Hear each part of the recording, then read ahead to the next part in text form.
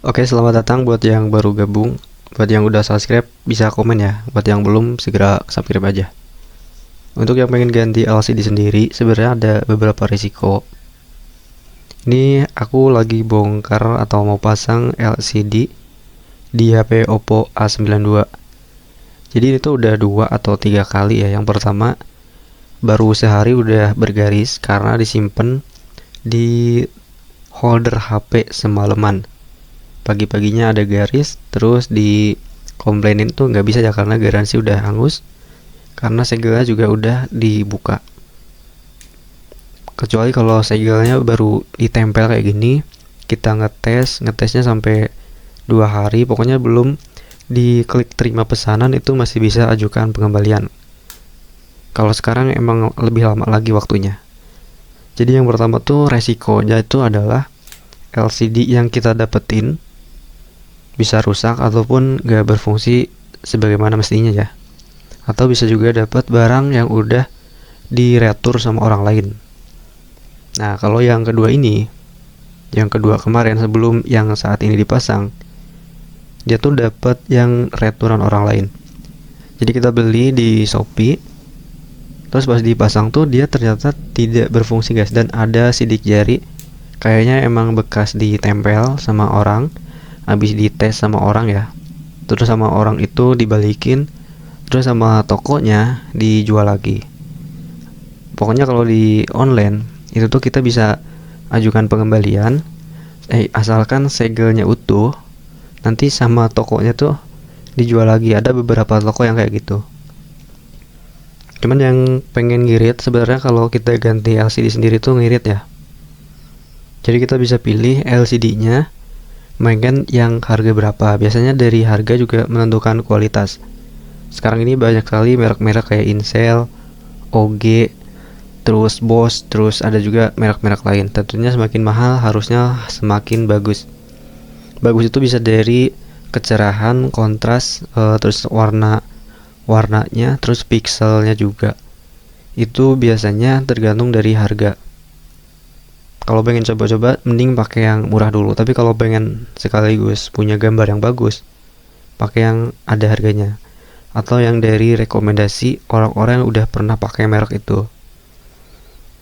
Lalu resiko yang ketiga, kita tuh pas bongkar pasang bisa aja merobek kabel fleksibelnya. Kalau udah robek itu rasanya tuh emang udah nggak bisa nggak bisa dibenerin. Ada sih tukang jumper LCD, cuman itu lebih ribet lagi dan butuh keahlian yang khusus. Biasanya ada di channel YouTube yang suka ngebahas tentang jumper jalur fleksibel dari LCD. Tapi itu nggak banyak juga yang gagalnya karena emang kecil-kecil banget jalurnya. Intinya kalau pengen ngirit ganti LCD sendiri, resikonya itu ya, LCD-nya rusak, dapat yang jelek, terus juga salah pasang.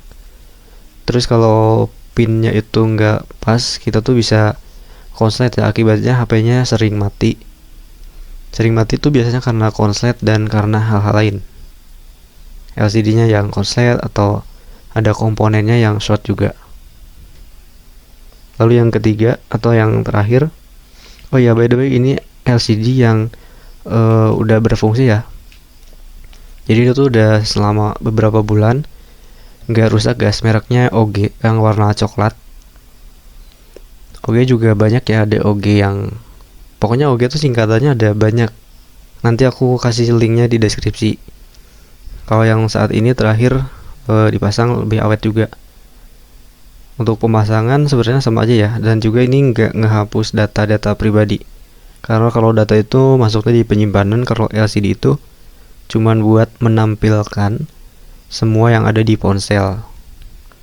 Jadi itu sih kalau pengen ganti LCD sendiri.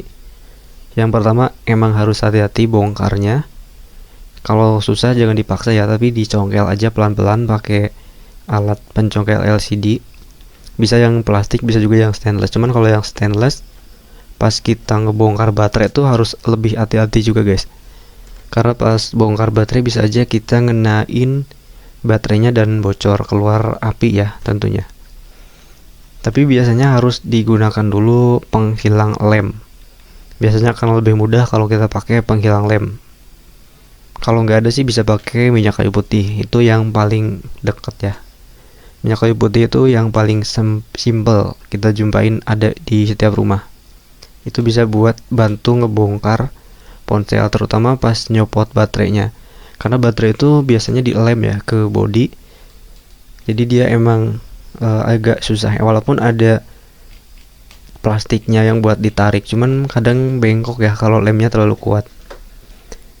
Lalu resikonya ya itu tadi, kalau beli online LCD jangan dulu diselesaikan pembeliannya, karena nanti itu nggak bisa garansi. Jadi begitu sampai jangan lupa bikin video unboxing sambil dites langsung ya kalau bisa. Cuman videonya emang lebih panjang kalau unboxing langsung dites. Tapi demi keamanan sih langsung aja kayak gitu. Jadi pas dibalikin bisa ada bukti yang kuat ya pas ada masalah sama LCD-nya. Oke, sampai jumpa di video selanjutnya. Jangan lupa tetap hati-hati kalau pas bongkar pasang LCD sendiri. Jangan sampai kita mau hemat malah nombok, karena banyak juga yang kejadian nombok LCD guys gara-gara bongkar sendiri. Tapi ya ilmu itu mahal.